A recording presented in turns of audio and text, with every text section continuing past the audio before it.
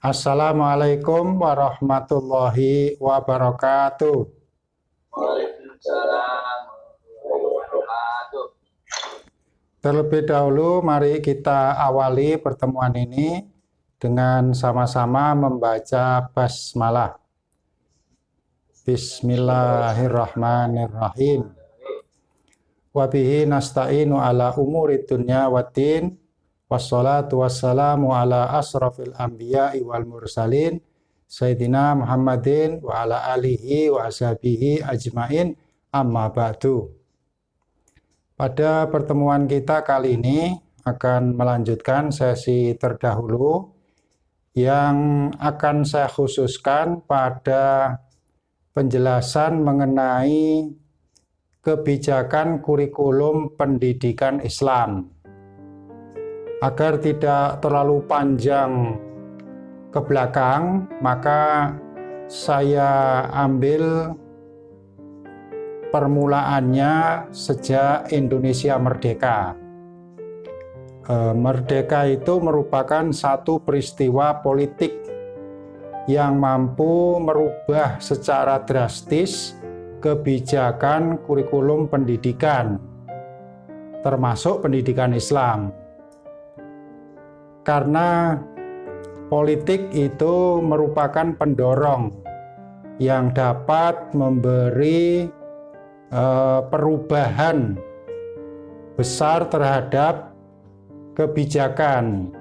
Terjadinya peralihan kekuasaan dibarengi dengan perubahan kebijakan.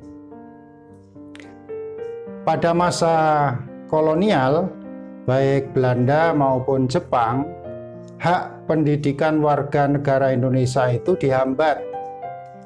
Bahkan terjadi diskriminasi antara masyarakat pribumi dengan kaum kolonial dari Eropa, Cina, atau pengusaha, orang yang kaya, pejabat, dibandingkan dengan rakyat jelata. Jumlah sekolah pada masa perjuangan ketika kita melawan penjajah itu sangat terbatas karena faktor ekonomi dan status sosial tersebut.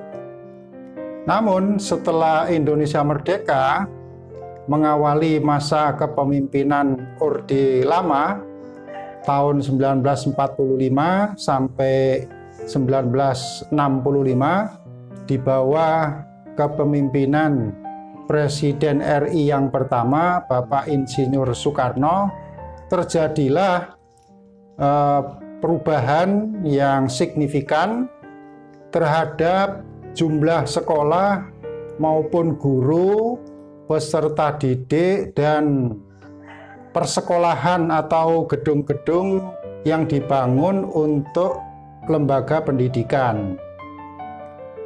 Jumlah guru meningkat sampai pada waktu itu kekurangan guru. Ibaratnya kebutuhan guru banyak, tetapi fasilitas terbatas. Akibatnya rekrutmen guru itu kurang selektif. Banyak diterimanya dan mencari guru waktu itu agak kerepotan. Sehingga kalau dikatakan orang yang berminat siapapun pasti diterima menjadi guru.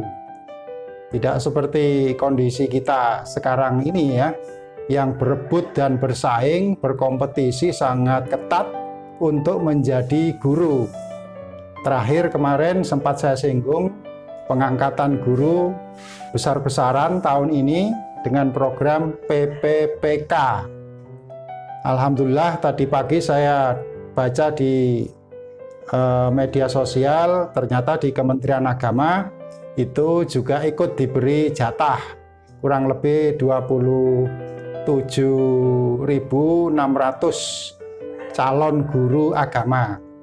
Pada masa Orde Lama itu susah mencari guru. Tidak ada latar belakang guru pada waktu itu. Apalagi jumlah lembaga atau sekolahnya. Gedung-gedung banyak difungsikan untuk sekolah pagi dan siang agar menampung jumlah peserta didik yang berlipat ganda. Sering juga sekolah yang dulunya itu swasta dinegrikan. Kemudian lahan-lahan yang tidak terpakai seperti gedung olahraga difungsikan sebagai tempat untuk belajar mengajar. Akibatnya jumlah sivitas akademika mulai dari guru, gedung sampai kepada peserta didik meningkat tajam. Anggarannya pun berlipat ganda. Menurut Bepi dalam bukunya Pendidikan di Indonesia itu disebutkan anggaran sampai pada akhir Orde Lama itu atau awal Orde Baru mencapai 300%. Dari yang semula anggaran pendidikan itu cuma 3% saja, berlipat ganda hampir menjadi 10%.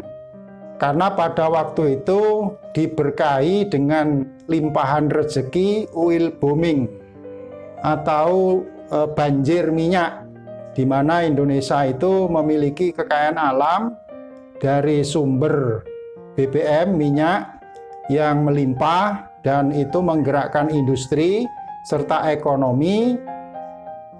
Pendidikan pun mendapat cipratan rezeki tadi dan anggarannya meningkat sampai 300%.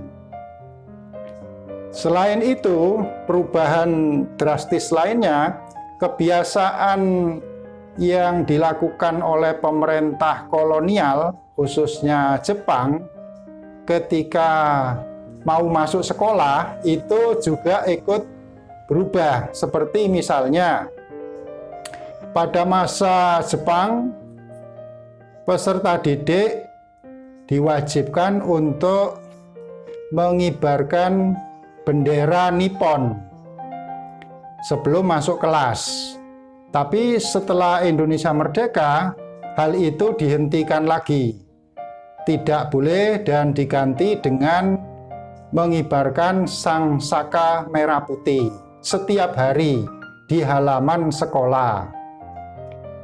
Kemudian lagu Jepang yang dinyanyikan waktu apel, yaitu Kimigayo, dirubah menjadi lagu kebangsaan Indonesia, Indonesia Raya. Mata pelajaran yang dulunya diajarkan oleh Jepang dalam bahasa Nippon yang disusun oleh pemerintah Jepang, kurikulumnya juga diganti dengan buku-buku yang ditulis dalam bahasa Indonesia, waktu itu dengan ejaan yang disempurnakan oleh Suwandi, serta upacara rutin mingguan dan bulanan. Kalau mingguan biasanya hari Senin, kalau bulanan tanggal 17. Khususnya pada 17 Agustus diadakan upacara bendera. Semangat kebangsaan, patriotisme, cinta tanah air itu menggema begitu kuat pada masa Orde Lama. Dan kenyataannya sampai sekarang pun tradisi anak sekolah sebelum masuk kelas itu seperti apel di lapangan, kemudian senam, upacara, doa, itu masih dilestarikan di sebagian besar sekolah dan madrasah di tanah air kita sampai saat ini. Selanjutnya, kurikulum pada masa Orde Lama ini dapat dilihat pada produk kebijakannya. Seperti misalnya hadirnya Undang-Undang Dasar 45 bab 13 pasal 31 tentang pendidikan. Sampai sekarang masih ada pasalnya, tapi setelah diamandemen ditambah ayat-ayatnya atau poin-poinnya. Pada ayat 1 disebutkan tiap-tiap warga negara berhak mendapatkan pengajaran. Dari kebijakan ini maka berduyun-duyunlah warga negara Indonesia untuk mendaftarkan diri bersekolah, berpendidikan. Apalagi pada ayat kedua di UUD 45 yang pertama ya, bukan yang sekarang, disebutkan pemerintah mengusahakan dan menyelenggarakan satu sistem pengajaran nasional yang diatur dengan undang-undang. Ini berarti pemerintah mendirikan sekolah-sekolah negeri. Dan undang-undangnya itu tidak langsung dibuat pada tahun 45, melainkan baru muncul pada tahun 1950, yaitu dengan ditetapkannya Undang-Undang Pendidikan dan Pengajaran Nomor 4 Tahun 1950 yang diperbaharui dengan Undang-Undang Pendidikan dan Pengajaran Nomor 12 Tahun 1954. Dari undang-undang itu, maka muncullah berbagai aturan. Di antaranya adalah tentang sistem pendidikan nasional. Yang mana kalau kita lihat isinya pada undang-undang tersebut, itu ada dasar-dasar pendidikan, kemudian bahasa yang digunakan sebagai bahasa pengantar, bahasa Indonesia, merombak yang dulunya bahasa Jepang, dan adanya jenis-jenis pendidikan, termasuk pendidikan formal, non-formal, dan informal, jenjang pendidikan, mulai sekolah dasar, tapi waktu itu namanya SR, sekolah rakyat, SMP, kemudian SMA, perguruan tinggi. Kurikulumnya itu meliputi banyak mata pelajaran, yaitu diantaranya adalah pendidikan jasmani, kalau istilah sekarang olahraga. Ada lagi budi pekerti. Budi pekerti yang sekarang ini menjadi PKN, itu dulunya bernama budi pekerti. Jumlah kelas pada waktu itu masih belum banyak. Dan kalau di SD mengikuti sistem yang sebelumnya berjalan pada masa Jepang, yaitu 6 tahun, SMA, SMP dan SMA itu 3 tahun, perguruan tingginya itu ada sarjana muda dan ada sarjana lengkap. Gelarnya waktu itu DRS untuk sarjana. Sedangkan yang teknik dan industri, gelarnya adalah insinyur, IR. Gelar tersebut sekarang sudah tidak ada lagi semuanya. Kurikulumnya diberi nama rencana pelajaran. Masih pakai huruf TJ ya, bukan huruf C. Jadi tulisannya itu TJ, rencana pelajaran DJ. Itu ejaan lama. Jumlah bidang studi yang diajarkan di sekolah rakyat atau SD sekarang itu banyak sekali. Ada 16 bidang studi. Yang di SMP ada 17, yang di SMA ada 19. Selain itu, ada kurikulum yang terstruktur. Pertama kali ditetapkan adalah tujuan pendidikan, menjadi manusia yang sosialis, cinta tanah air, nasionalis. Itu tujuan yang eksplisit dinyatakan di dalam undang-undangnya. Kemudian respon masyarakat terhadap pendidikan agama pada waktu itu dijadikan sebagai mata pelajaran yang sifatnya pilihan. Bagi keluarga yang menghendaki setuju memberi izin anaknya untuk mengikuti pelajaran agama, maka dia disediakan kelas pendidikan agama, mata pelajaran pendidikan agama. Karena waktu itu kurikulum pendidikan agama terpisah dari Kementerian Pendidikan. Artinya diselenggarakan oleh Kementerian Agama. Tahun 1946 itu sudah berdiri Kementerian Agama. Kita memperingati ulang tahunnya setiap tahun tanggal 3 Januari. Dan nama yang dipakai pada waktu itu sudah kementerian, bukan departemen. Tapi setelah Orde Baru berubah namanya menjadi departemen. Alhamdulillah sekarang dikembalikan lagi pada istilah yang semula, yaitu kementerian.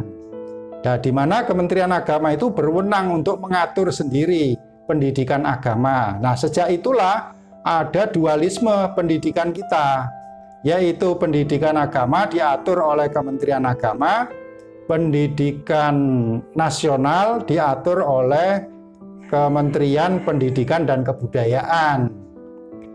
Ini spesifik Indonesia ya, kalau saya lihat, saya bandingkan dengan yang ada di luar negeri, ternyata tidak ada. Di luar negeri itu masalah pendidikan ditangani oleh Kementerian Pendidikan, jadi satu, bukan dipisah seperti di Indonesia ini. Dan bahkan di Jepang itu ada Kementerian Pendidikan, Kebudayaan, dan Olahraga sekaligus 3, disingkat dengan Mombuso. Mombuso, ada pendidikannya, ada kebudayaannya, ada olahraganya. Di Indonesia sempat pisah ya antara pendidikan kebudayaan, itu saya lupa zamannya siapa itu. Masalah kebudayaan ditangani oleh Kementerian Pariwisata, sehingga namanya itu Departemen Pendidikan Nasional. Nah, kalau tidak salah itu eranya Gus Dur ya, mudah-mudahan saya tidak keliru. Ya, jadi kebudayaannya dipisah. Ini yang khas di Indonesia ya. Kalau tadi saya katakan di luar negeri itu jadi satu. Di Amerika Serikat itu Ministry of Education and Culture, yes. Kurang lebih sama dengan yang sekarang ini. Kembali kepada kebijakan pendidikan pada masa Orde Lama ini, sebagaimana produknya itu bisa dilihat pada Undang-Undang Nomor 4 Tahun 50. Di antaranya mengatakan undang-undang ini tidak berlaku untuk pendidikan dan pengajaran di sekolah-sekolah agama. Artinya untuk pendidikan agama ditangani sendiri oleh Kementerian Agama.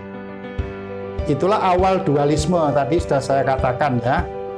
Seandainya belajar dari pengalaman sejarah ini, Kementerian Pendidikan kita dijadikan satu atap, itu akan lebih profesional dan bukan dengan menghilangkan atau menghapus Kementerian Agama, tetapi menjadikan satu masalah pendidikan ditangani oleh Kementerian Pendidikan, masalah agama ditangani oleh Kementerian Agama.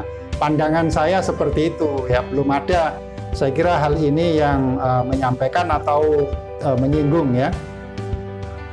Kemudian tujuan pendidikan pada masa Orde Lama itu dinyatakan dalam bab 2 pasal 3 yang berbunyi, tujuan pendidikan adalah membentuk manusia susila, bukan kata akhlak di sini, yang cakap dan warga negara yang demokratis, serta bertanggung jawab tentang kesejahteraan masyarakat dan tanah air.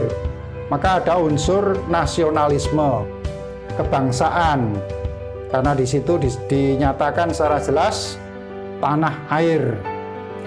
Ini nanti akan berbeda ya, akan saya jelaskan pada bagian selanjutnya nanti setelah ini, dengan tujuan pendidikan pada masa Orde Baru.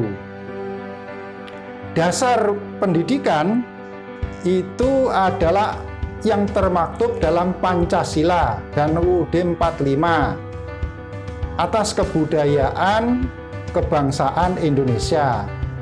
Maka eksplisit di sini Pancasila dan UUD 45. sejak Orde Lama itu sudah dicantumkan. Sekiranya sekarang ini tidak mencantumkan Pancasila dan UUD 45, itu berarti ada missing link, yang hubungan yang terputus. Kalau kemarin kita bicarakan peta jalan sistem pendidikan nasional 2020-2035 yang tidak mencantumkan frasa agama, itu berarti missing link, terputus dengan sejarah dan terputus dengan dasar hukumnya, yaitu Pancasila dan UUD 45, karena keduanya itu eksplisit menyebut agama. Kewajiban belajar pada masa Orde Lama ini adalah anak usia 6 tahun. Itu memiliki hak. Kalau usia 8 tahun, wajib untuk belajar. Pada waktu itu simpel saja ya, ukurannya itu ya tangan menyentuh telinga itu aja sudah berarti waktunya sekolah. Sedikitnya adalah 6 tahun usia dasar. Wajib belajar masih 6 tahun. Pada masa Orde Baru nanti ditingkatkan menjadi 12 tahun. Yang disebut dengan pendidikan dasar. Pendidikan dasar beda dengan sekolah dasar. Ada yang campur aduk memahaminya, dikira pendidikan dasar itu sama dengan SD. Dan sekolah menjadi SD, SMP dihapus. Bukan begitu, pendidikan dasar itu artinya yang wajib diikuti oleh masyarakat adalah SD 6 tahun ditambah SMP 3 tahun. Kebijakan seperti ini saya nilai ya lambat. Sudah mulai tahun 1984, akhir dari Orde Baru itu selesai ditetapkan pendidikan dasar 12 tahun. Tapi sampai sekarang belum ditingkatkan wajib belajar 15 tahun sampai SMA. Padahal di negara maju lainnya itu sudah diterapkan wajib belajar sampai SMA. Belajar agama itu mendapat pengakuan dari Menteri Agama, sehingga punya legal standing yang sama lulusan SD dengan lulusan sekolah agama, atau waktu itu masih berbaur ya, madrasah dengan sekolah agama diniyah masih berbaur. Ketika Orde Baru itu menjadi terpisah sejak adanya SKB 3 Menteri, dari Menteri Agama, Menteri Pendidikan dan Kebudayaan, dan Menteri Dalam Negeri. Menteri Agama waktu itu adalah Profesor Dr. Mukti Ali yang ikut memperjuangkan kesetaraan madrasah dengan sekolah. Ada lagi kebijakan mengenai guru. Dalam sekolah, guru harus menghormati tiap aliran agama atau keyakinan hidup. Ini berarti multikultural atau pluralisme, dan tidak menjadikan isu agama itu sebagai hal yang memecah belah persatuan. Pelajaran agama pada kurikulum atau kebijakan tahun 50 itu di sekolah negeri diadakan dengan orang tua murid menetapkan apakah anaknya akan mengikuti pelajaran atau tidak. Tadi sudah saya sebut pilihan ya, yaitu dicantumkan pada bab 12 pasal 20 ayat 1. Cara menyelenggarakan pengajaran agama di sekolah negeri diatur dalam peraturan yang ditetapkan oleh Menteri Pendidikan dan Pengajaran dan Kebudayaan bersama-sama dengan Menteri Agama. Maka agama Islam pada waktu itu sudah diajarkan, namun seminggu 2 jam, baik itu di SD, SMP maupun SMA.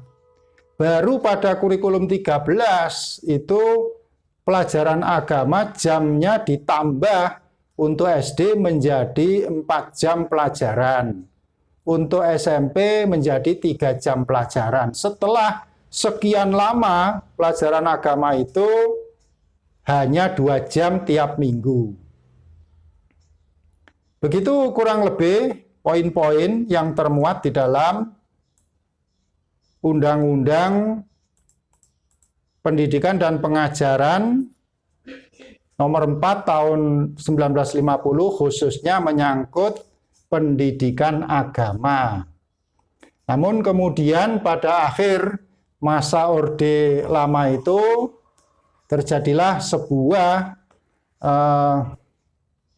peristiwa pemberontakan yang dilakukan oleh PKI, Partai Komunis Indonesia, dan nantinya hal ini bisa merubah wajah pendidikan nasional pada masa Orde Baru. Sebelum masuk ke bagian Orde Baru, saya buka kesempatan untuk menanggapi, bertanya, atau berkomentar.